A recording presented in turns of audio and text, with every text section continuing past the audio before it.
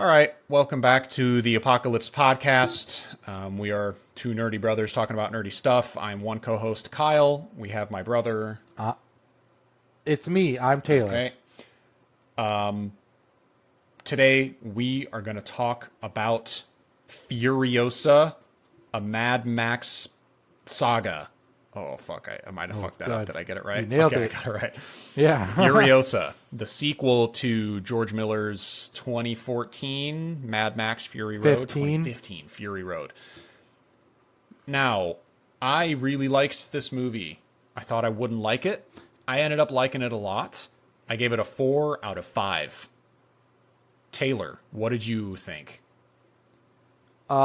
I was equally impressed because I was a little cynical about the idea of a spin-off. I didn't think it'd be that good. Even as good as Fury Road was, I was just, I don't know, it didn't catch my interest, but yeah, that movie was really good. I'd probably give it the same, an 8 out of 10. Yeah, I think that sounds right. Liked it more than Interstellar.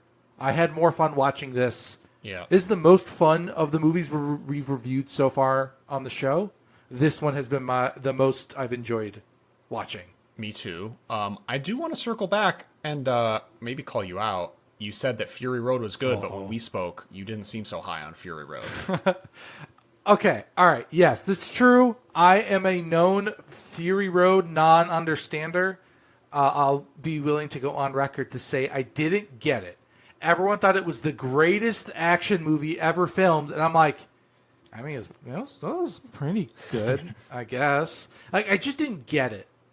And about an hour into this movie, in the middle, the like that very long sequence, I think you know the exact action sequence I'm talking about.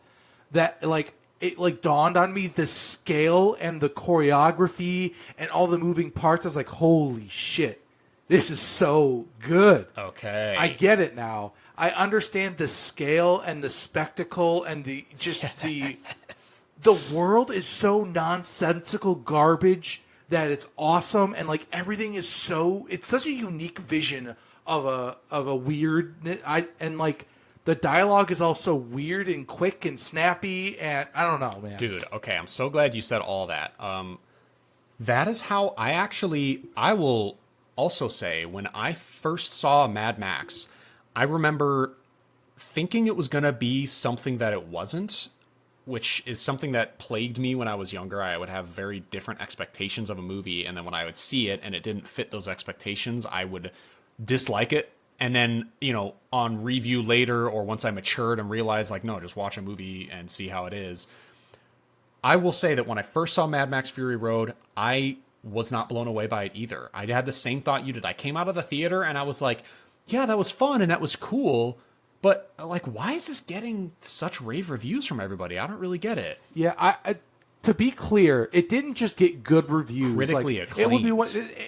Yeah, like I remember because like John Wick, I always say it gets good reviews, right? That's like sitting like I'd say like a 70 or something on Metacritic if you want to be. But this one was sitting in like a 90 something. Like this thing was exceptional. So like, you know, going in, because I had the same problem of like, this is supposed to be like one of the greatest in a long time. And it just I didn't get what it was that the movie, why everyone loved it so much at the time. So then, obviously, so we felt the same way. I put it on a shelf, didn't watch it for about 2 years. Then I had all of my buddies over, and we were like, a couple of them hadn't seen it. I believe Ian specifically hadn't seen it. And maybe even Ryan too. And we were like, you know what, fuck it, let's watch it. It was on Netflix at the time or whatever. And I don't know if it's just because it had been a couple years or like my headspace was better because I was hanging out with my boys or what the deal was. But about 5 minutes into the movie, I was just like giddy and elated and was like, oh my fucking God. Like, how I didn't see this before. Like, how did I not understand what I was watching? And I was blown away the second time I saw it years later. And since then, anyone who's seen my reviews on Letterboxd will tell you I have stated unequivocally that I think Mad Max is probably the single best like action movie ever made. Maybe that's Oh my extreme. God. But I cannot. I don't know. I can hear that argument. I cannot deny the quality, and I can't deny my entertainment value when I watch it. Like, I think it's an 11 out of 10. I think it goes beyond action movies. It is so fucking good and entertaining, and it just blows everything out of the water. That's kind of how I feel about The Matrix too. When you watch The Matrix, I'm just like, how does anybody make a movie better than this? It's insane. I always say, like, how you feel about a Morton Joe, to me, is an example of why that movie is so cool. The dude's name is insane. good. The most over-designed, what the fuck dude ever, but is also at the same time the coolest motherfucker of all time. Like, So, I don't know. okay, we've been praising Fury Road. It seems like we're going to talk about it, but we're not. We're talking about Furiosa. So, having said all of that as a preamble for this, there's a pretty high bar to meet for making a prequel, which I've never been a fan of prequels. I always thought it was just kind of like knowing the outcome of the prequel always like throws me for a loop and makes me not enjoy it as much. Like, I know Furiosa is going to live or whatever happens to her in this movie is sort of inconsequential because I know I know the character she ends up being, which is why I always hate prequels. I totally agree. I am very similar with a lot of the scenes with, like, Furiosa being in danger is meaningless, right? There's no stakes there. She's going to be fine. But the movie kind of is just like, what if she's always in danger at all times? So then it just becomes like, all right, they sold the impossible thing of me caring about an outcome I already know about. I also I love the limited dialogue from Furiosa. I don't want to start like praising random bits and pieces because they're going to come up as we talk about the movie. So I think I just want to say, yeah, this movie really surprised me with how good it was. I didn't give it like a 5 out of 5 because there are little things that I was just like, it just didn't elevate. Yeah. It's not that I brought it down from like a 10 to an 8. It's more like it doesn't feel like it pulls itself up from an 8 to a 10. That was my only big beef. But so you're good at describing things. I'm going to pass it to you to explain the opening. So, like all Mad Max movies and like all George Miller movies, they just sort of, it just like the engine gets turned on and it's just going. Something I did want to talk about is the color grading of the movie. And the reason I'm talking about it is because in the opening, it's, the opening shot is sort of Furiosa as a little girl, and she's in the green place that is mentioned in Fury Road, but we don't actually get to see until now. And, there's a bright red apple on a tree and all the green and everything. I thought the colors were really overblown. It's like the contrast was turned up way too high. Oh, yeah. And now, of course, that could be a stylistic choice, but the issue I have is that Fury Road didn't make that same choice, and it looked so much better to me. Fury Road looked like exaggerated, but it looked it was like a grounded exaggeration, whereas this movie, it was almost cartoonish how bright and colorful everything was. So right off of the bat, I was like, oh man, yeah, the color kind of smacks you in the face, but you get used to it very quickly and you kind of don't even notice it by the end. Yeah, I was going to say is that the colors were very vivid. I feel like it's a stylistic choice, especially with like the sequence when the Dementis gets its cape dyed and stuff. Like, it feels like they loved that contrast to like the kind of the browns that would be the wasteland.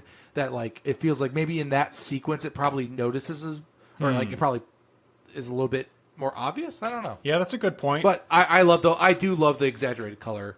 Like the little too bright. Yeah, it looked awesome. Good. I didn't like it because I was again expectations. I was expecting it to look like Fury Road, and it didn't. Which right. I guess I don't know. Now that I'm talking back on it, I don't know. That's a testament to the movie. Yeah. It's a testament to the movie that it didn't meet your expectations, but it still won you over. I also think it had to do with the fact that there was way more green screen in this and way more CGI, and I'm betting they couldn't get the colors maybe to look right, so they just decided to kind of like ramp it all up so it's over the top. So anyways, color grading aside, the movie opens with a young Furiosa. She's picking an apple, and there's some I don't even know what the name of those guys are. They are, I think they're called vultures. Okay. They're just biker dudes scavenging. I think it's a horse for its. Oh, its yeah, meat. yeah. They do that. The whole horse head cut off thing, I think. Yeah. So yeah, then of course they kidnap Furiosa. Fuck, I had something to say and then I lost it. While you're thinking about it, I want to comment how insanely good the casting is for this young Anna dude. Taylor-Joy, because that you could not. They filmed that. That was her when she was that age. Do you want to know the Had to have secret? been. That actually brings me to what I was going to say. The secret you're is welcome. they actually used, I believe it was AI, but they used technology to transplant Anya Taylor-Joy's face onto that girl. No, So, there's no but way. listen, they did it gradually and they did it really smartly. So what I was reading is the sequence from the very beginning of the movie, right? It opens on Furiosa at her youngest until the time where she actually gets, she's old enough to be the actress Anya Taylor-Joy. From the opening sequence, they said about 30% of Anya Taylor-Joy's face was transplanted onto that girl. So, like, the shape of her nose, the shape of her eyes, her lips were all just about 30% changed to match Anya Taylor-Joy. But by the time it actually became her, the girl's face went from, like, 30% of her own, or 30% of Anya Taylor-Joy's, 70% of her own, all the way to about 80% of Anya Taylor-Joy's and 20% of her own. Then the scenes transitioned into being actual Anya Taylor-Joy. So they literally just gradually transformed her face into Anya Taylor-Joy, and that's why it looks so goddamn good. That's wild. Yeah. No, I had no idea, but that I explains did that it. because I remember watching this and thinking this girl looks so similar to her, and she's doing such a good job. I was like, I gotta find out what the deal is with this actress. And then looking in the production notes of the movie, I read about how they basically just transplanted their faces onto each other so that they looked similar and kind of cheated it that way. Well, I was convinced. Yeah, okay, no, it you got looked me. really So good enough for me. So the beginning sequence isn't really anything too interesting to write home about. So I have watched it more recently Yeah. than you, so there's some like little details that stick in my head. One thing I really loved in this movie is like I didn't really get a sense of truly how much this movie is just straight up. It almost feels like a graphic novel following Furiosa in a way that like this isn't just a movie where she's the protagonist. No, this is like everything is just like from her. I don't know how if you agree with me or not, but like it just feels so much more about we are so anchored to her perspective. Even if you're not watching it through her eyes, if it's like if the characters only exist because of something to deal with where Furiosa currently is at. I don't know. It was just really cool to see. I don't know. It felt kind of almost like a graphic novel in a way and especially with those chapters. Oh, yeah. And it's like very. I kind of love I normally don't. The chapter motif is kind of like a weird thing to me when they're like chapter 1, the wasteland or whatever. But I thought the chapter names were kind of perfect and like. There really is kind of like a final boss moment and like an end of book 1. It kind of like each of these chapters do feel like kind of clean. You can put them on the shelf of being like, I remember as soon as she gets like kidnapped, that's the end of chapter 1, you know? And then like at the end of chapter 2 was like exactly when she does this like particular scene. I don't know. They're very clear. I found that the chapter division. It's interesting because as you're talking about it, I'm thinking like, I'm almost finding it hard to talk about the movie in a structured way like we have all of our past movies. And it's because the movie is, number one, it's so frenetic. And it starts and it doesn't ever stop. Which is why I'm kind of realizing, like in the beginning here, talking meta-wise on this podcast, is that like I'm having almost a hard time talking about it sequentially or like hitting on certain points. Because I don't know, the pace of the movie is just so breakneck and it's so crazy. That's a good point. So I wonder why. I wonder if best. the chapters were included specifically as a way to just sort of break up the action and make it more like a book.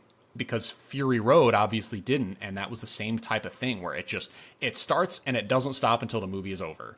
And this one, the narrative is a bit grander in scope. than the first one. We visit a lot more places. There's a wider, a longer range of travel in this movie. So it does feel more like a graphic novel, whereas the first one, yeah, it just feels like a And I kind of like that because this movie kind of feels like a Greek myth in kind of a weird way, with just like the way the world is structured, and like it feels what I think helps this movie sell its over the top action sequences. This movie doesn't feel tethered to reality in quite the same way. It's very much takes place on an Earth that died, but like nobody who lives in these worlds makes sense anymore. You know, So you mentioned this earlier too. I wanted to touch on this as well. And maybe this episode will just be more tangential and rambly because, like I said, I think I'm gonna have a hard time keeping it more structured just because of the way the movie is. Even though I gave examples of how I could keep it structured with the chapters and whatever, but I'm just gonna shut the fuck up. You're nailing it so far, bro. What I wanted to talk about was the universe, the Mad Max world. Oh, and you mentioned before how much you love it. I absolutely love it too. This is the type of thing I was talking about where I almost mentioned it in Interstellar. I did mention it in Interstellar. It was, creating rules within a universe and then either breaking to or adhering to those rules. This movie is an amazing example of just telling you that this world is absolutely bonkers in X, Y, and Z ways, and you just got to accept it and deal with it. And they don't break those rules, but they just tell you like, yeah, it's batshit crazy because of this, and this is the world that you're in now. So we haven't named any of the characters, but I fucking love Dementis. Oh yeah, I mean he's so because great. His chariot. He drives around like he has a chariot, but instead of being dragged by 3 horses, it's 3 motorcycles, and like they don't ever draw attention to it, but like driving that makes no sense, right? But they don't. Okay, you want to know the crazy thing is, I specifically thought that too. I was like, man, would this even actually work? And there are scenes where they specifically show the way that the fucking thing works. Like when he turns, this movie was made. Yeah, when he turns and like pulls on the reins, you can see the front 2 wheels turning and the middle wheel kind of turning, and like you can see that what's attached to the throttle of the motorcycle, so you could very realistically believe that this thing actually works. And part of what made Fury Road so good is that all of the vehicles in the movie actually operated. They were all real cars that worked. And I think they probably kept that in this movie. And they were like, look, if we're going to give him a tri-motorcycle chariot, it's got to actually work. And I'm pretty sure they made it really fucking work. And it's so fucking cool. It's so awesome. So, but I think the movie moves. So they, in addition to like having that shit work, the movie moves fast enough to not sit and make you think. Because like obviously a lot of vehicles do stuff that like if they did in real life, that's not how a vehicle would behave. But it is going so fast that it's just like you kind of know that things just work, right? And like want to talk about the universe so badly because like. I didn't appreciate this with all of Immortan Joe's people, the War Boys and stuff, of why they had so many goddamn bombs on everything. Oh, yeah. Because they're from Gastown. Yeah. But they show in this movie, I don't know if this might have been in Fury Road and it just didn't register, but they have this really good overhead, like kind of a drone shot of Gastown. You see it's a lake of just pure gasoline, just oil, like a moat of gas, and it's like, oh my god, they do have limitless gas. Like I know it's called Gastown, that's where gas is, but like having a visual of like, no, truly, like we have an infinite supply. No wonder they're just like blasting fireballs out of guitars because it's infinite. That is like water to them. Of like, I don't know, that is so fucking cool. And then going to the bullet farm and seeing like. Yeah. Them like pull open the thing and infinite bullets just come flying out. It's like I don't. That's why water is the sacred resource there because they have limitless oil and limitless bullets, but they barely can survive to actually use the oil and the bullets because they need water so desperately. So the only real story beats we want to hit that I want to hit before. Hold on, I know we were talking about the world still, but the reason I was talking about. Switching back, because a lot of the world I love are these like factions. Yes, love them. And there's kind of like really only three major characters, right? There's Furiosa, there's Dementis and his gang, and then Immortan Joe and his gang. And Jack. Well, Jack is technically part of Immortan Joe's faction. I see. Okay. You said main characters. You're talking about, or maybe you said factions. Fuck it. I don't care. I know I did say characters, but I more or less like those are the three like forces that happen in the movie. It's what Furiosa wants, what Dementis wants, and then what Immortan Joe wants. Because Jack is like might as well be Furiosa's extension. But fuck, what was I gonna say about it? You son of a bitch. You said you love the factions, and but there's three main ones. And that, like, so all that's really left in the world is basically those four people. But, like, just establish, like, Dementis, like, because the story is more, this movie is a revenge movie. That's what I like. Once I understood that's what, like, the driving force was, I totally get it. Dementis, played greatly by Chris Hemsworth. I love seeing him in, like, kind of more comedic stuff. He's just so funny. The only thing is, what the fuck is up with the only prosthetic he had was like to hook his nose. That was it. Nose, yeah. And like, there's some like vague kind of backstory that he had kids, and it's like I don't even know how true any of it is because he's such an asshole. It's like definitely not true. Did he kill? Or if he did have kids, he didn't care about them at all, which is demonstrated by him in the movie by just so clearly using Furiosa as a leverage tool or a pawn, something to trade. He doesn't care. Yeah, that's a good point. So what I love about the movie, because the thrust is, right, it's a revenge movie because Furiosa gets kidnapped. Her mom basically leaves the green place, their home, that secret home, to go and rescue her. And the whole time they establish Furiosa, even at that age, is like an insane badass who takes care of herself, has no problems killing, will do stunts. So like they establish that like this chick is serious, and her mom is out there sniping and falling on by horse. Like everyone is capable. It's awesome. But eventually, Furiosa and her mom comes in and is about to rescue her daughter, and they're about to go back home, and they let one of their captors live. And so then, by showing that little bit of sympathy, they go and tell the head guys who kidnapped them that the young girl got away, and Dementis, who is the leader of this gang, grabs the mom, kills her in front of Furiosa, and basically knows that she comes from this place where there's water, and he's like, hey, just tell us where it's at, and we'll take you home. And she just won't do it, so she's his slave. That's granted, essentially how Furiosa comes to be. Yeah, the good news is it seems like he's just a horrible human being that doesn't do anything explicitly sexual. There's no implication that he. In fact, there's almost a sense that he does treat her well for like as one of his people. You know what I mean? Oh, I guess he does have that little teddy bear.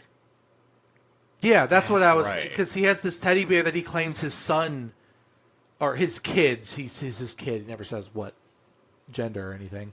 And he like wants to give it to Furiosa, be like, "Hey, my kids use this. They love, And she was all disgusted by it. But, so obviously, she has this burning hatred, and she wants to kill Dementis because he killed her mom. That's kind of the thrust of Furiosa in the beginning arcs. Is you're just like, well, what is she going to do? How is she going to get out of this?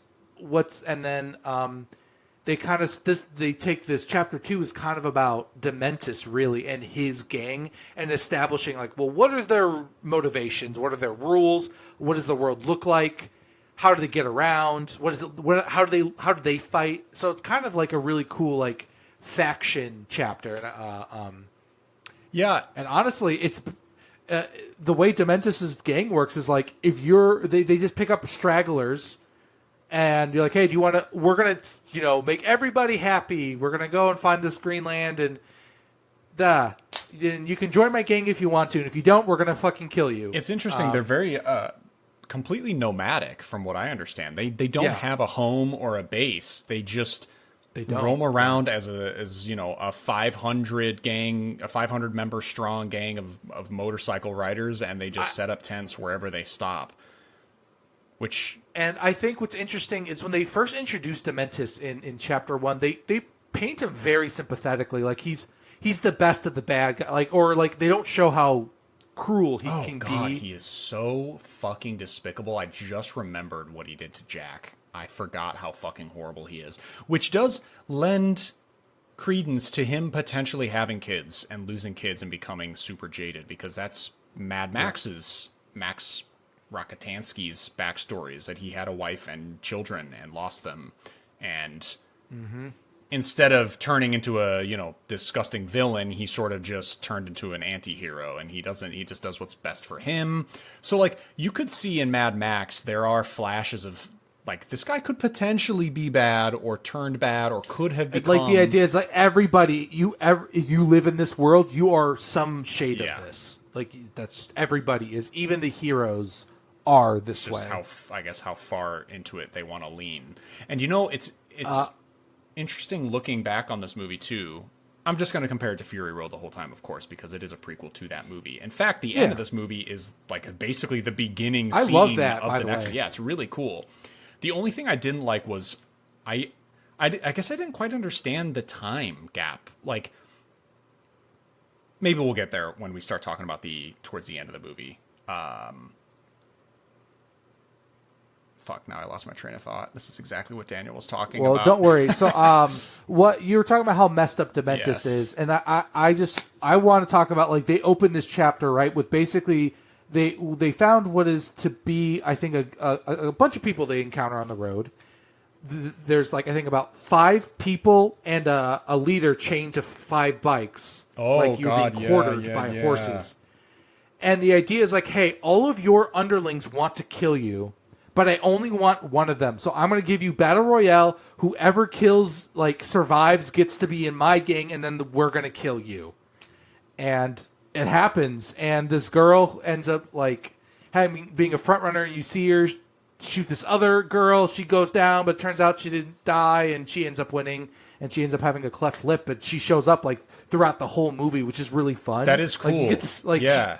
Yeah. A scene like that So would normally just be they- full of like randoms that get assimilated into the gang, but she actually like fought for her place and then becomes a character in the movie. That's a really good point. That was very cool to see. And they that. give her a very distinct physical yeah, feature, so because you're her like, face oh, got well, now I fucking can. bashed in, and yeah, it turned into an iconic. Yeah, and then they get on the motorcycles and they quarter this dude, Yeah. ripped him. Yeah, from that's right. limb to So it limb was by motorcycle. it was the leader of this gang had a rope tied to each of his limbs, one on each arm, one on each leg, and his neck. And then those ropes or chains were connected to motorcycles.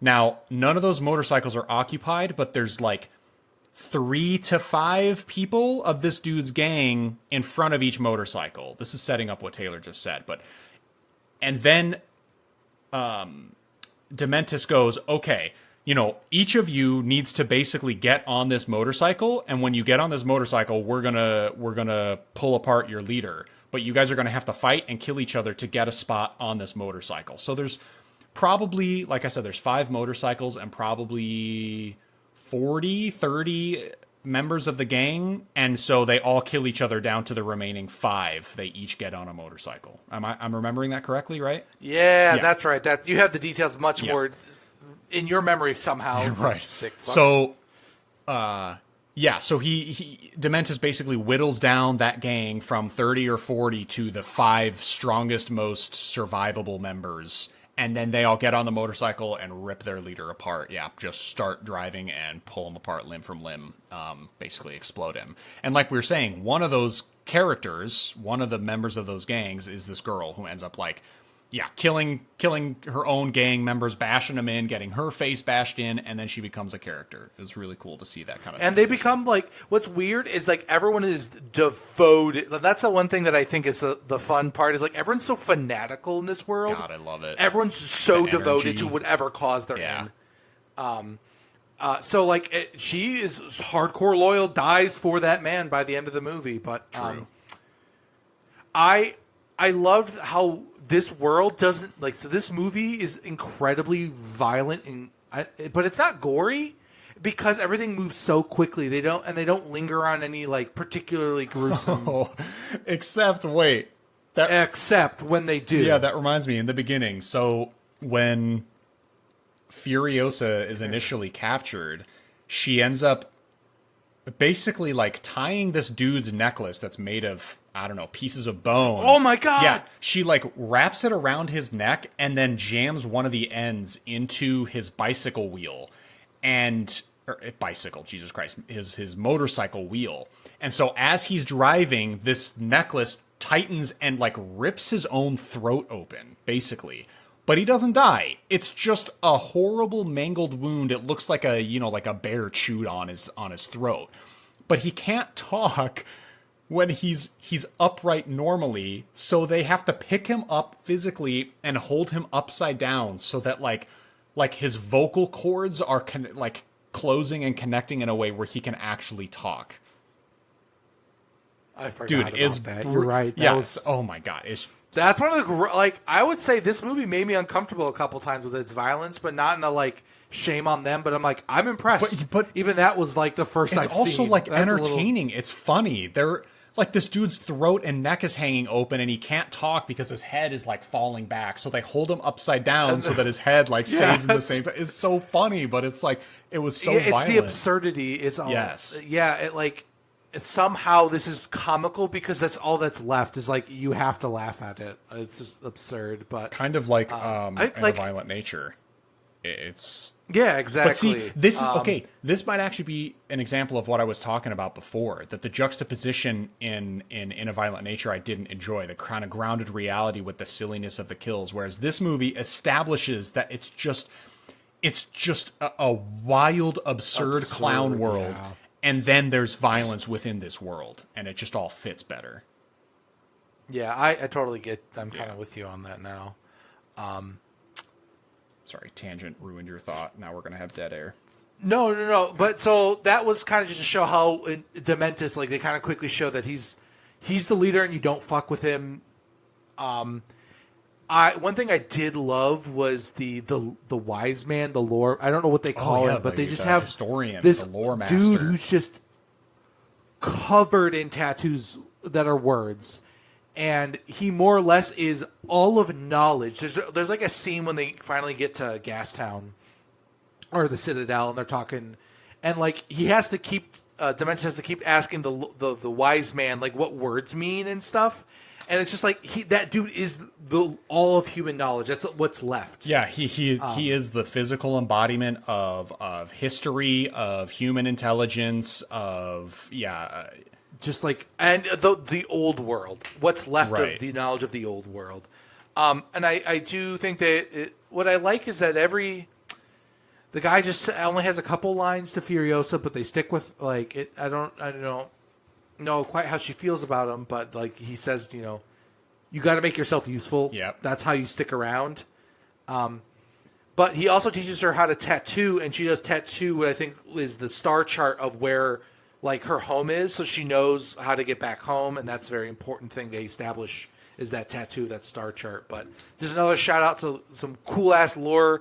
It's just like a man who knows all stuff and has like just a portable megaphone with him. I don't know. That's right. It's fun. It's cool. Yeah.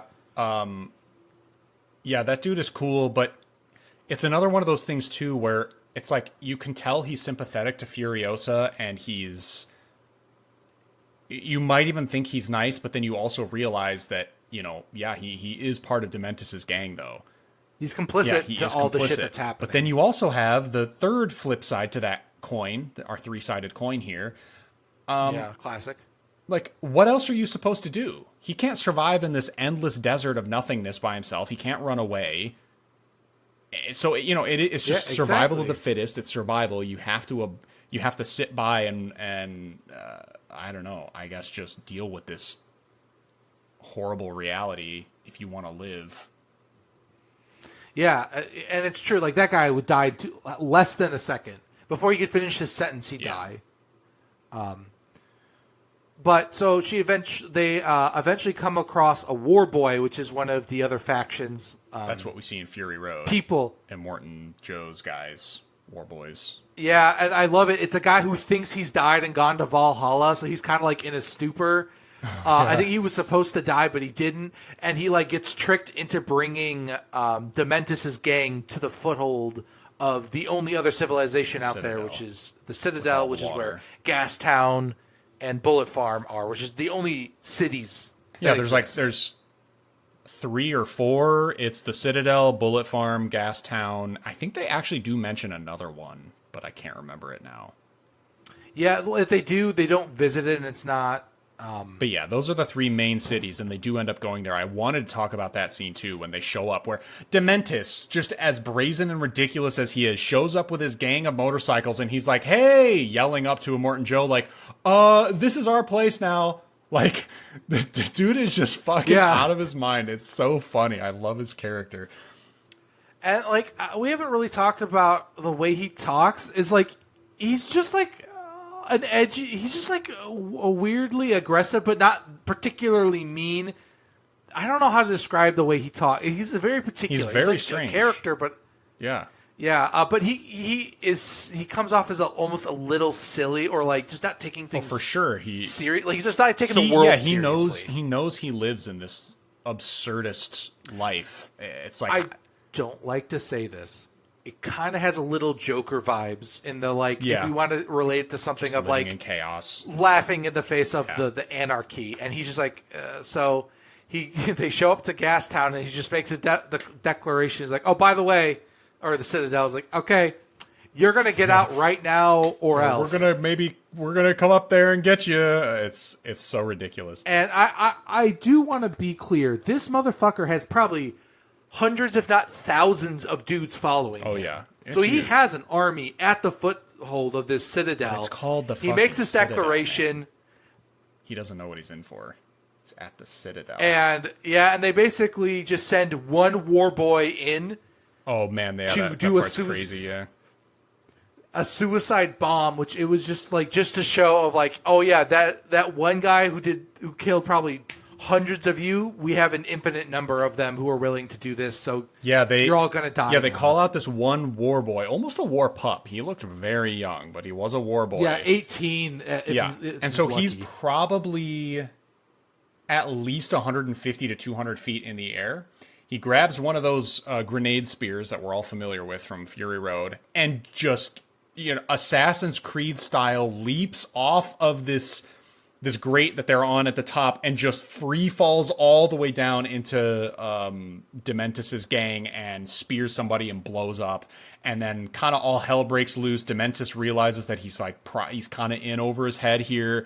And so all the war boys at the top just start raining down grenade spears, blowing up Dementis and all of his gang. And this is kind of how Furiosa, if I'm remembering correctly, this is how she escapes them, because it's in all this chaos that she actually gets to run away from Dementis. And this is a really cool lore connection thing here, a little insight into the world, which this is called world building, and I fucking love it when they do it well. And this is an awesome part where she ends up scurrying kind of in these mole holes that are in the ground, which we see in Fury Road.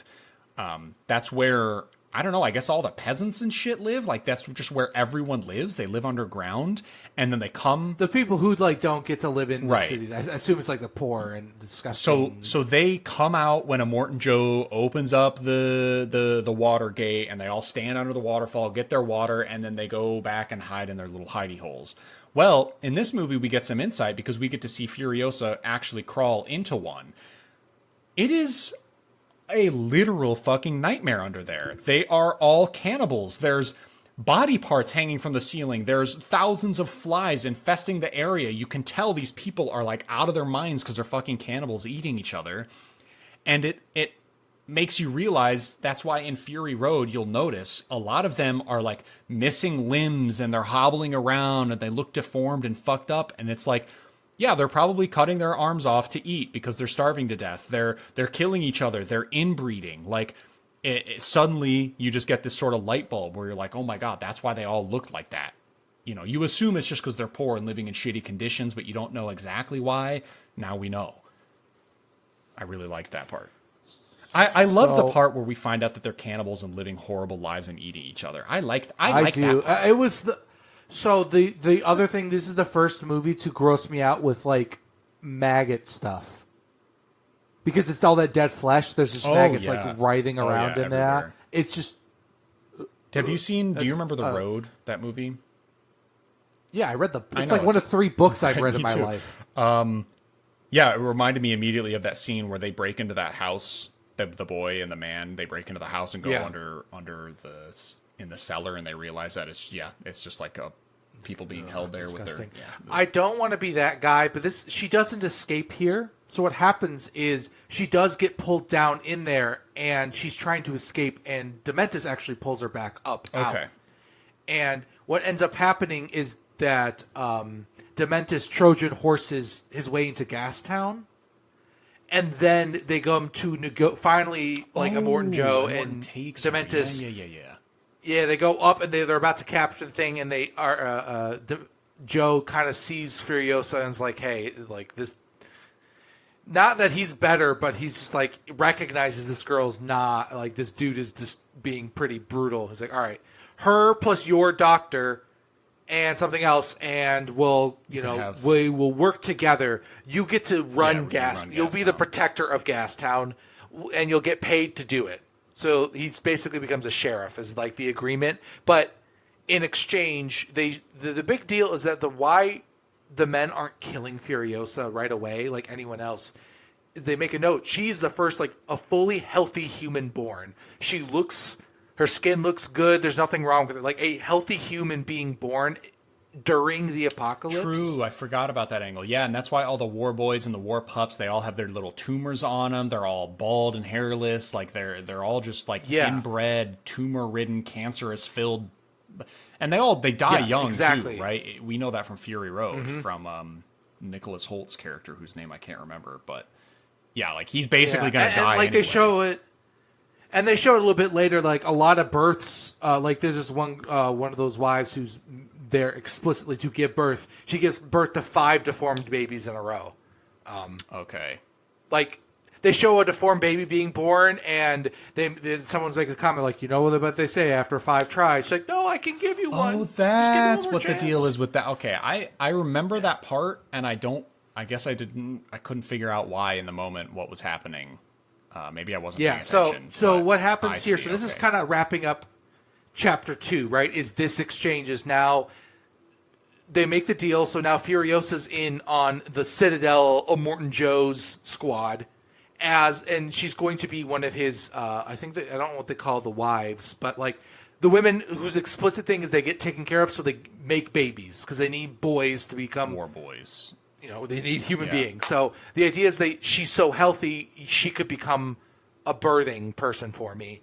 So we'll take her, and that they agree because so Dementis was never going to win the war. Right. So then there's the little subplot of like the giant one of Immortan Joe's sons, the like big dumb one. Wants to rape her. Yeah, kind of. Yeah, he's like got pedophilic kind of tendencies. Yeah, it's real fucking dark. And then Furiosa being the there's a word I'm trying to think of and I can't. That like she's very good at improvising and like problem solving, figuring things out. She puts on a wig because she knows that this guy is going to try to like grab her, and she knows that she's probably small enough to run away, but he's going to try to grab her hair. So she ends up cutting off all of her hair and then turning it into a wig and putting it back on because she knows this guy's probably going to grab her by the head at some point. And that is how eventually. Yeah. So the next chapter isn't. It's kind of more talking about like I don't really remember that much from this to when she escapes Joe after she's kind of spent some time now in the wives area, and she sees kind of like what happens if you don't give children. She just wants out because once again she just wants to kill Dementis. Fuck all this. She just wants to kill Dementis.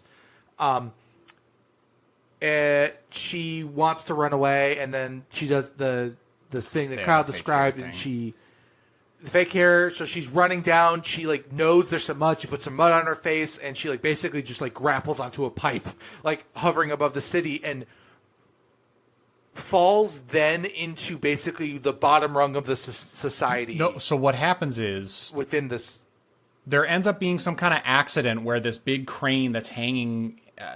Hold on, Kyle. That happens after, like, so what happens is she drops at the bottom rungs of society, and then that's what those people do is go on these, like, life-altering jobs. So that does follow up with what I was saying. It doesn't happen before. Okay. All right, so I'm now describing how she basically ends up assimilating back in because she runs away and escapes, but like Immortan Joe doesn't know where she went. The big, molester, child rapist, bald guy doesn't know where she went. But it's because, like Taylor said, she's kind of disguised herself. She's assimilated into the poor section of the world. And then, yes, some kind of crane accident is happening where they're like moving around a big truck and on a crane, and then a chain breaks and it starts to fall, and it's kind of causing chaos. People are trying to fix it, and they're falling off the truck and dying because it's hanging, 100 feet in the air. And Furiosa, because she's been covering her face and her body, kind of posing as like not a war boy. And her hair's caught, but she's just posing as a boy. Yeah, she's posing as a boy and just like doing grunt work. She ends up, jumping over onto the truck, grabbing a chain, like wrapping it around a thing and hooking it up and saving the day. And so Immortan Joe sees this, but because he doesn't recognize her because she's got her face covered and she's, small and prepubescent, so she looks like a boy, he just thinks like, oh, that's a good boy. He knows what he's doing. You're going to become a war boy. And she basically gets promoted. Mm-hmm. And like her whole gimmick is that she's mute, so she doesn't talk. That's how she doesn't get discovered. The female voice. She's mute. Yeah, she's mute. She doesn't talk. She's got a slender kind of boy body, which is even commented on at one point. They're like, oh, that boy looks a little skinny. Or like, are we sure he's matured? And someone else stands up for her, and they're like, she doesn't talk, but she's good at her job. She knows what she's doing. And so, there's some sketchy parts. Oh, he knows what he's doing. He knows what he's doing. Sorry, yes. So there's some moments where you think she might get caught, but again, prequel problems. We know she doesn't. So, and like that's what's interesting is like, I know she doesn't get caught, but it didn't detract from it somehow. Normally it's the hero problem, right? It's the James Bond issue. It's like Skyfall, the movie opens with him being shot and falling off a train for like 1,000 feet, and it's like, oh wow, I guess they just killed James Bond. Movie's over. Of course they didn't, but you watch it because it's entertaining. He doesn't live, so the question then isn't like, oh, how is he alive? It's how is he alive? That's the thing with these prequels. It's the same thing. It's like, yeah, we know she's not going to get caught. We know she doesn't die. So it's more of a like, well, let's watch this entertaining story of how she doesn't die. How does she get away with all this stuff? So I don't know. It's like a weird fundamental issue that I just somehow I don't enjoy it as much as I would genuinely being in suspense of like, oh, wait, is that person actually dead or not? Versus like, well, I know they don't die. So it's a question of how do they live? Something about it, I have a hard time getting to that level of like engagement too. It's like I understand conceptually what it means and what it is and why it could be entertaining, but something about it always just irks me a little bit. But because this is such a high action movie, that it almost like that question doesn't bother to come up because like the movie's more about showing you cool ass shit. Yeah, and it's also it doesn't do too much of that. It's not leaving us in suspense like that too often. It's more just, we're just... Now, I something I also want to point out is that, so this chapter kind of ends with, all right, she's a mute war boy, and now she's going to work on the war rig, which can be like their next generation. And that's a different job. That's not a war boy. She becomes Imperator, right? Her name is Imperator Furiosa. That's when she starts working with Jack. She gets, I think, but you are correct that like eventually she doesn't die as a war boy, and then gets picked because she doesn't help build. I guess I misspoke earlier. I don't think she ever becomes a war boy. I think I don't exactly know what the like jobs are, but she essentially proves her merit with vehicles and becomes like a vehicle working boy. Then eventually becomes Imperator. I don't know why I can't say that word. Is it Imperator? So you're definitely jumping the gun because she hasn't even met Jack yet before she's like, the Imperator is like, Joe has to promote her way later in the movie. Is it? It's way later? She does get there eventually. Okay. Yeah. Like Joe is the one who gives her that, like sends like it. Well, truthfully, we've been talking for 50 minutes, so somehow we're... Just like in the movie, so the idea is then she starts to work on the war rig, which is their like next generation of vehicles, and this is the time skip where finally Anya Taylor-Joy shows up at 1 hour and 2 minutes Right, into this yeah. movie. 1 hour and 2 minutes. It is wild. Damn. Yeah, I didn't realize it was But that then long. it sets up what is single-handedly the best part of the movie for me, and it's like this 35-minute drive of getting this gasoline and supplies from, I don't remember, to the gun farm. They're making a delivery. They need to go to Gastown, and then they need to go to Gastown to trade something to then go to the bullet farm and get bullets. Gotcha. Right? Let's see. I think so. Well, because I'll just double check Morton- the notes on this. Dementis is in charge of Gastown, but then he becomes in charge of Bullet Farm as well. Or at least he, like, forcibly takes over. And both places get destroyed, basically. Oh, no, Gastown doesn't get destroyed because it's in Fury Road. Yeah, it does get... Bullet Farm is where the, like, that gets, that I shit think, gets gets fucked destroyed. up. I think Gastown is just in like, not run well. I don't think it's being actively...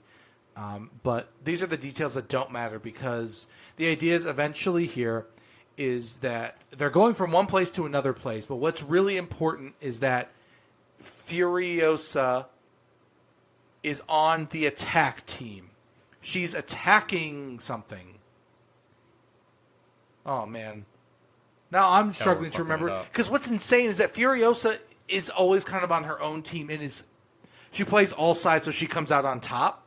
Because, like, it is crazy. Is like she's on the side that is attacking the war rig, then replaces the guy who's the repairman on the war rig and, like, kind of just slides into his position middle of the fight because he dies. Yeah. He dies because he can't complete the job, and she is able to complete this, like, in the middle of chaos repair that needs to be done, or they'll die. So she ends up doing it. Yeah, but because the thing, she's originally on a motorcycle attacking it, and then, like, ends up, like, doing kind of like she was at the end of Chapter 2, hanging on the bottom of the war rig. She's hanging underneath something. Oh, man. But her motorcycle is, like, jammed. And it's, like, kind of, like, you know, that's all sparky. And the Black Thumb is the name of the mechanic who's, like, the second in command, what Furiosa eventually becomes.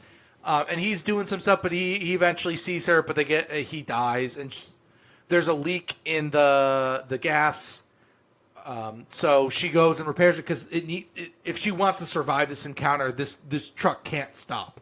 Like, she can't get caught. She needs this to keep going. I think what's happening is she's like hidden a motorcycle underneath this war rig, and she herself is hiding under this war rig because she's going to use this opportunity to escape and go kill. Yeah, that makes so much more sense. I think she just wants to escape and go back to the green place. Yeah, I mean, at this point, it's like... But then... That's her number one priority, for right, sure. so we have Jack driving this war rig. She has snuck her way onto it with an escape motorcycle also snuck onto there. But they get attacked by a third party, the Vultures or something. And so... Yeah, it's... Dementis is actually going to hijack this, because even though he's supposed to protect it, they're going to... This is what happens. I remember now. This is actually, I think, part of that Gastown sneaking in thing. No, it's not. Ignore me. Continue. So, yeah, but because of the chaos, they get attacked. Her motorcycle gets pulled off of the war rig and destroyed. So now she's sort of forced to fix the war rig and actually see this mission through because now she doesn't have an escape vehicle. So then that's when the Black Thumb, like, dies trying to make a repair. She ends up making the repair. Through this chaos, she's sort of introduced to Jack. Jack gives her, you know, the eyes of approval, like, nice, you did good, you saved us. Just to pause that moment, I love the level of, like, staring. It was a very, like, cool, like, you could see them, like, eyeing each other up and being, like, identifying that, like, they know exactly what the other person needs from them. And, like, they're just able to be, like, in sync in that moment without speaking. It's just, like, a really cool moment. They look out for each other's lives in really cool ways. And I know we're kind of glossing over this sequence, but I fucking was obsessed with this. Is when Fury Road made sense to me. The scale of, like, that they have dudes on motorcycles who are... Then there's people attached to them with sky things, and there's a goddamn like crane comes in at some point. The level of creativity in these action sequences is it's pretty mind blowing. I mean, so this was actually one of the problems I had with Furiosa. I wouldn't say a problem, but like you said, it's what prevented me from saying it's a 10 out of 10.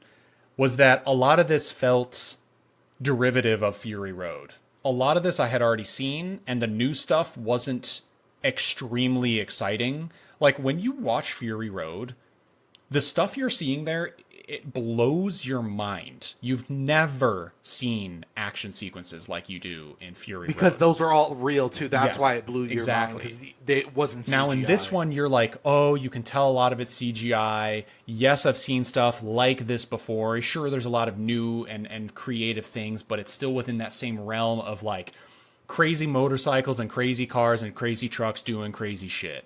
Like, you know what I'm saying? So it's still awesome, but it just doesn't blow your mind the same way because it's still within that same bubble. But yeah, you have these. They added in this movie the like I don't want to call them paratroopers, paragliders, parasailers, where they like are attached to strings to the cars below, but then they have these like big fans and parachutes above them, and they're like flying around trying to like get down on this war rig. I mean, there's just some wild, awesome shit. And it's fun because nobody wants the vehicle destroyed, right? So yeah, it's they like, want what's inside. So it kind of makes sense why they don't like why the sequence takes as long as it does. You know, like There's logic. There's logic. Yeah. Even in the even in the absurd world, there's still logic that completely makes sense even within that universe. That's the kind of shit I just fucking eat up. I love it. Yeah, and unfortunately, I just don't have a lot of adjectives to describe the action sequence because it is very long. Like, I think it's like 30 minutes. It's like a whole ass thing, but it ends with Furiosa and Jack being the only two left, and Furiosa tries to hijack the vehicle, and he was too good and kicks her out and drives away, and she freaks out, but then he stops the car and gets out and recognizes, like, hey, you're really good. I could train you. I need more people because everyone's dead. Right, yeah. So I did want to comment, too, on you liking their connection. Yeah, I mean, it was just phenomenal nonverbal acting.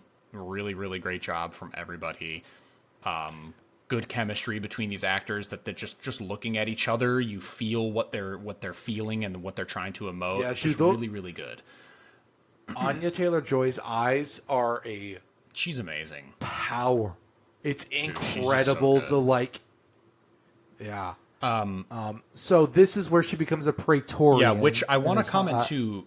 In the sequence, like you said, she then tries to hijack the war rig because despite her potentially recognizing, like, wait, Jack might be a good guy. He's kind of cool. He's giving me the vibes that he might be a good dude, but Furiosa, she's still at her heart. She has to get back to the green place. She has a family. Her mother was brutally killed in front of her. Like, she needs to get back to her people and tell them what's going on.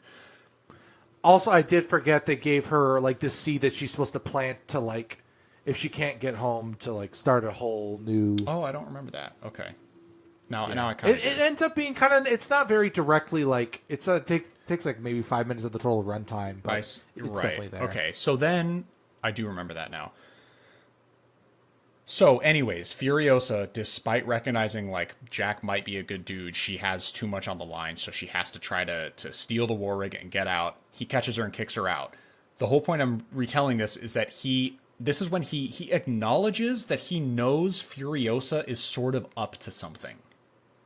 He kicks her out and drives away over the horizon. The road like goes up and then curves down. It's like a hill. And then, of course, he comes walking over the hill like, hey, I can tell that, like, I can't remember the exact dialogue, but he basically says, like, I know you're fighting for something and you're trying to get somewhere or do something. I don't know what it is, but I'm not interested in fucking with you. But I need people to help me do this. Like, do you think you can do this with me and we'll help each other? And then she agrees. So it's almost he's the first person that has genuinely spoken to her and reached out to her and tried to connect with her. That's why it's so important. And that's You're right. I really did kind of gloss over that, but I forgot yeah, how. and Like, that's why I love the character of Jack, and that's why it's so fucking heartbreaking when, spoiler, he dies, because this is he was a truly good guy and an actual love interest for Furiosa, and he gets ripped away from her, and it's just one of those things where, like, you have this character that's really tough and has a hard exterior. You know there might be something soft inside, but because of the world they live in, they just have to keep being in this hardened shell. And she finally cracks a little bit for this guy, Jack, who's actually like a support for her and loves her, and then he gets brutally fucking taken away, and not only is that crack in the shell being molded back together, but it's going to be covered by 1,000 fucking layers of bricks. You know what I mean? So like it's beautiful, but also super heartbreaking. You know what this character is, Furiosa. You know what she's going through and been through. Crack's starting to show. Fuck you. We're going to ruin that again. And, plunge back into the reality of this world. And it's just really, it's harsh, but. So you really did like Jack. Okay, so that probably explains why the stuff doesn't bother you. Because I was going to ask you how you felt about kind of when the climax happens, right? Where we're like, it's basically the final attack from Dementis as he's like ruined, he totally mismanaged the town to ruin. He's like blowing shit up. And they end up like trying to stop his attack on, I think it's Gun Town? Bullet Farm. I think that's where they end up. Bullet Farm. Yes. I don't know why I keep calling it Gun Town. Yeah, Gas Town. So the other thing we're glossing over too is, again, the action in this movie makes it kind of almost hard to follow the story, but they're taking this war rig to Gastown, and they end up getting to Gastown, but they have to evacuate because there's riots going on because Dementis can't control his people. They're all like starving to death because he won't feed anybody. Like, he's just a shitty manager, all right, and he can't run the place. So they end up having to escape.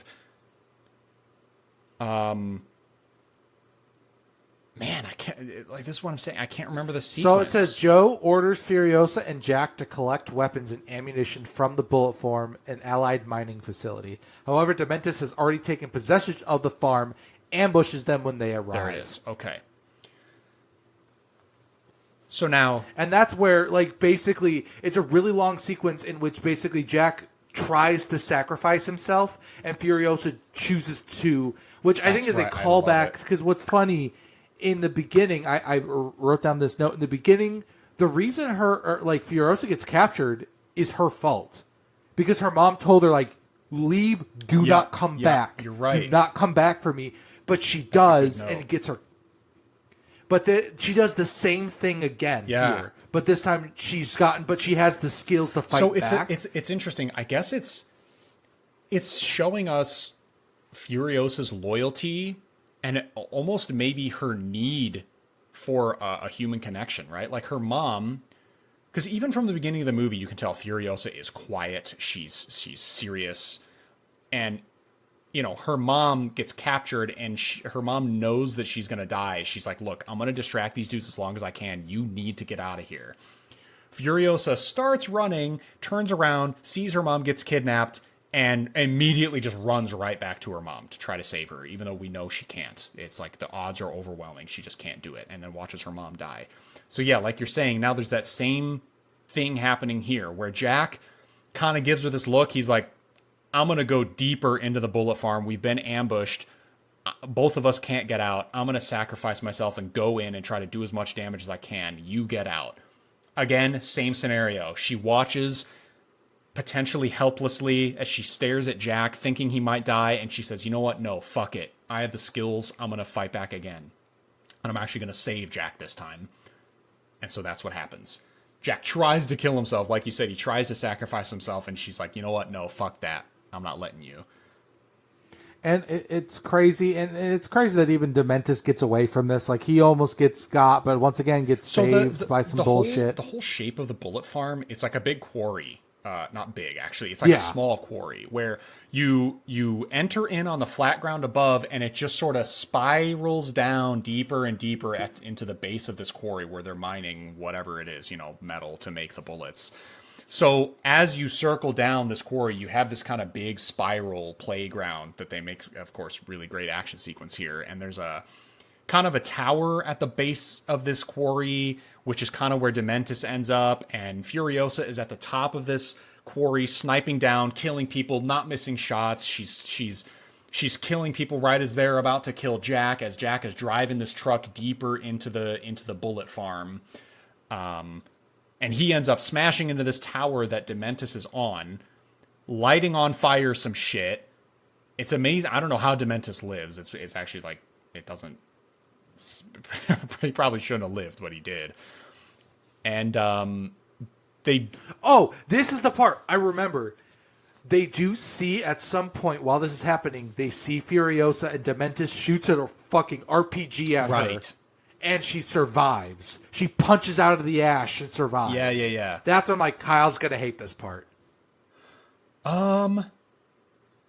No. I mean, he doesn't hit her. He hits the area near her. Like you can argue did that, but a good like, enough job for me to like to waive All right, that. fair It enough. also was a nod to Fury Road, because Fury Road, there is a scene specifically where Mad Max is blown up in a car. Actually, almost in the same way, where he blows up, and it's basically like, okay, there's no way Max is alive. He had to have been dead there, right? And then it's a shot of the sand, and suddenly, boom, you see his like hand come out of the sand, and then his head come up, and he like shakes himself off and gets out of the sand after a horrible accident. Okay. It's The like way the I can exact also write it- same sequence here, but for Furiosa instead. okay, because like what you could also be it like I always kind of write in my head is this idea of like her anger and her like just like her need to get this done is more stubborn than like she's too stubborn to die stubborn right to die. now. Like she can't that kind of fun So thing. But okay, so there's this bullet farm sequence, of course. How do they get out of this? Because they do end up getting captured. So what ends up happening is they get into the small car and start driving away, and then what's his nuts, the Dementis gets his gang and they They just just run him down. follow. They just follow. Like they know that like someone spots what direction they went in and they follow. Oh yeah, and Dementis's monster truck is just Mass- a fucking beast, yeah. and it can chase them down. Yeah. It's just faster than their car. So then at this point, Yep, that's- Furiosa's arm gets horribly mangled in this fight, and they're hanging her by her arm, her horribly wounded, mangled arm. And what they do is they just draw and quarter Jack. They have him tied by his hands, and he's just jogging behind this motorcycle at first. And then eventually he falls over because, of course, the motorcycle starts speeding up and he can't run fast enough, and he starts dragging. And as if being drawn and quartered to death isn't harsh enough, he sends out dogs. And the dogs are ripping and pulling at Jack and eating him alive as he's being drawn and quartered. They are very zoomed out, you don't so see it does not explicitly. feel. Yeah, but just like because that sounds really gnarly, but I remember like not feeling as like gross because as much as it was sad. the implication is so horrible that like it would have been too much if they also kind of showed it, like because they're being, they're in dust, so there's a lot of dust, there's a lot of visual obscurity. You can see kind of in the distance the like shadow of Jack on the ground being dragged, and you see the dogs kind of biting at it, but you don't explicitly see the gore. The worst part is that this all happens during sun up, and the scene kind of like zooms out and then cuts to basically sundown, where Dementis is sitting on his monster truck, just looking completely dead inside. He is empty. He has no soul. And I was curious what they have been drawing and quartering and letting Jack get eaten alive for hours. I mean, obviously he's not alive. He probably would have died at some point, but like, who knows how long it would have taken, and who knows like how fucked up Dementis is that he just lets this go on for 5-6 hours. Who knows? So, But that brings us to the next part, where this whole time they're hanging Furiosa by her mangled arm, making her watch as Jack runs in circles around her, getting eaten alive and drawn and quartered. But it's taken so long that guess what Furiosa has done? She's cut through her own fucking arm and escaped. And chopped off her arm. cut off her own arm. And so that brings us, to Fury Road, where you wanted Now- to know why her arm was cut off. or where her arm went. That's why she cut it off to survive. What I love about this too is that was the arm with the star chart on it, so it can almost be this like severing of like, I'm never gonna be able to get back. Like that's the end. Very like symbolic. I've accepted that this world has taken this from me, but like I'm strong. I won't let this defeat me. Kind of like defiance.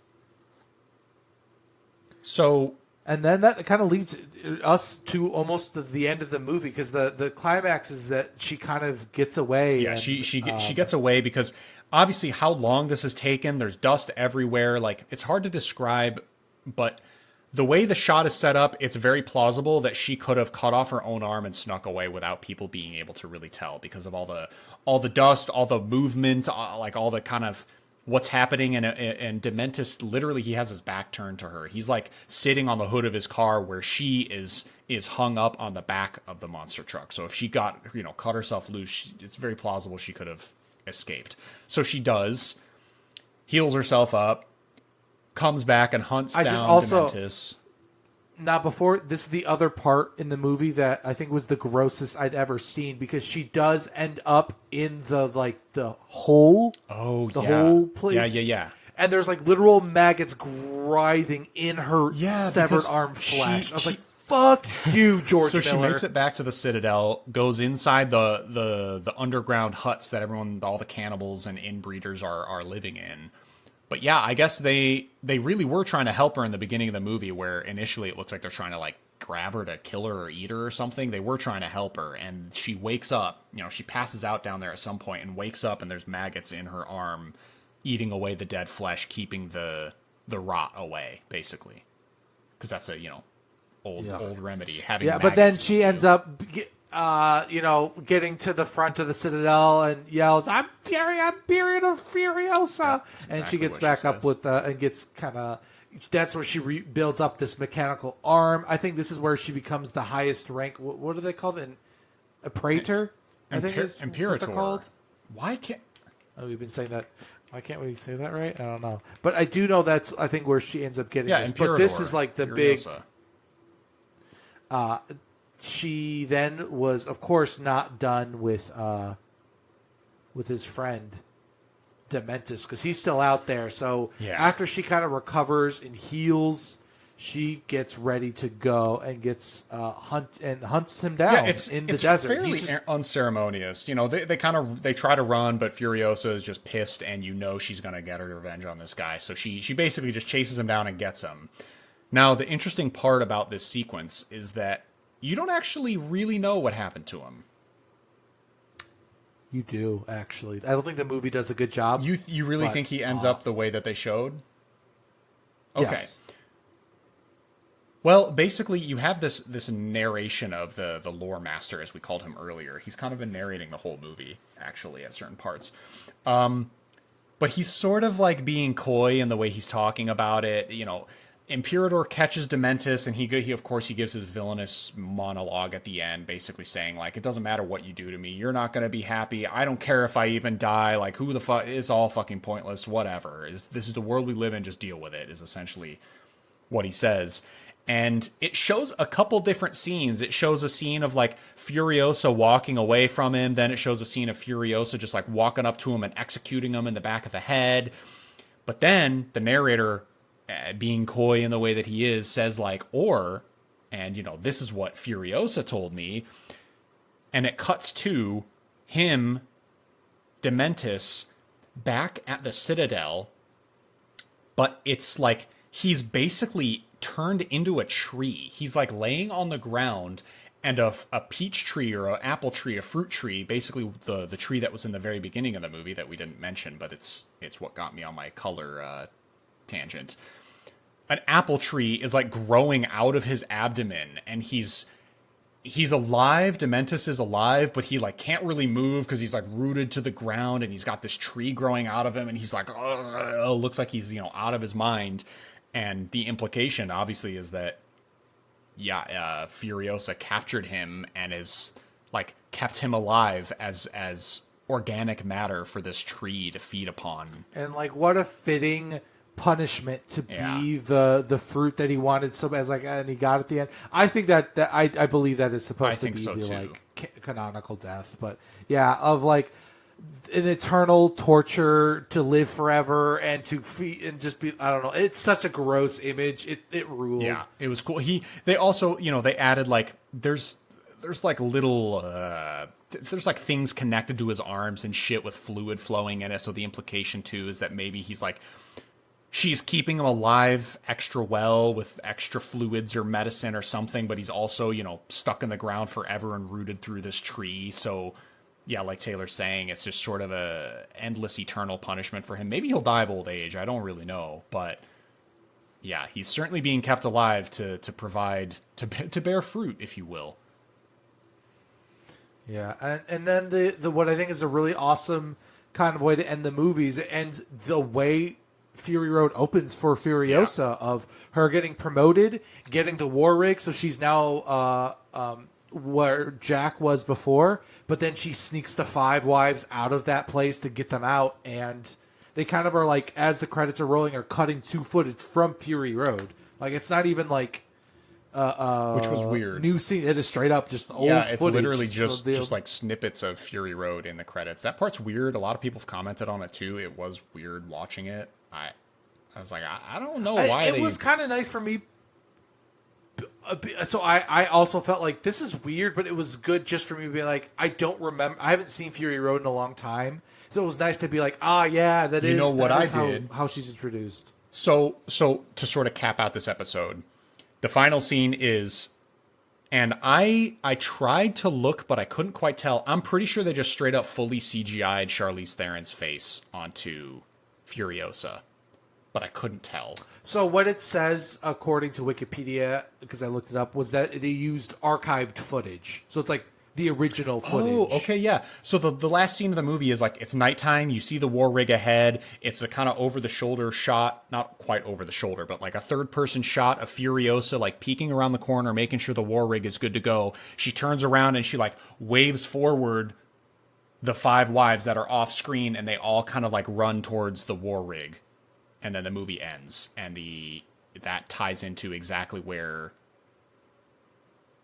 Fury Road begins, which it doesn't actually. Yeah, except where now it does begin there because she's like that's being lowered on the war rig, and then Fury Road kind of starts with her driving out, and Mad Max is trying to escape. Yeah. So that does lead right into it.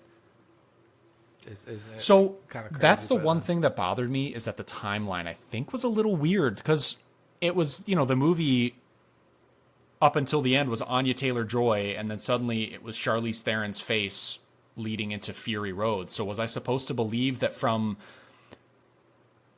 No, it had to have been a lot of time. That's right, because she captures Dementis and he turns into a fucking tree. So it had to have been like 10 years. The thing is, there is a lot of time jumps. They never tell you. It's never explicit. Never. But the thing, if like when she is like, there's a lot of time between her escaping the rapist and becoming the low rung of society. They show where like the wig fell in a bunch of days. Yeah, Clearly, it's probably a couple they're showing years. that tree grows, like that. It's been years. You're right. That she's been doing this stuff. So there's massive time jumps that they don't make a big. When you think of. about it a little bit more, the timing sequence of the movie is pretty much fine. Yeah. So at the end, like I said, it's hard when you hear us talk about it. It feels like it should have been a 10 out of 10, but it's just like it just didn't have the, like you said, the newness is like the novelty is not gonna hit as hard. Like if that's your first. Like, let's say you'd only seen Furiosa and not seen Fury Road, I could easily see you being like, this is the greatest action movie. But I do still think that, like, I can't wait to rewatch Fury Road sometime just to see. You know what I did? Did you rewatch it? I saw the clips in the credits of Furiosa, and it was like, fuck this. I turned off the credits and then turned on Fury Road. Yeah, it was hard for me not to do that. I wish I had. So good. It's unbelievable. All right, well, that's that's a movie for another time. Yeah, that's the wrap up here. Furiosa, 4 out of 5, 8 out of 10, however you want to square it. A lot of cool It stuff. rules. Everyone should watch it, I love George Miller's filmmaking. He just elevates. especially Happy Feet. No, I have not seen Happy Feet.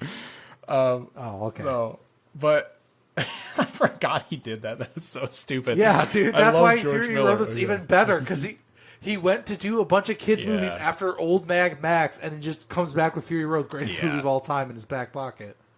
Yeah, he's a phenomenal director, and he just amplifies. He amplifies this movie. It really, if it was directed by anyone else, it would have been pretty mediocre. But he just does a phenomenal job. He handles this universe flawlessly. I love it. So, yeah, solid movie. 4 out of 5. Go watch it. All right. No shout outs this time. If this podcast gets listened to by 10 people, I'll start shouting out anybody you want. Okay. But thanks for listening, everybody. We might next week do The Substance.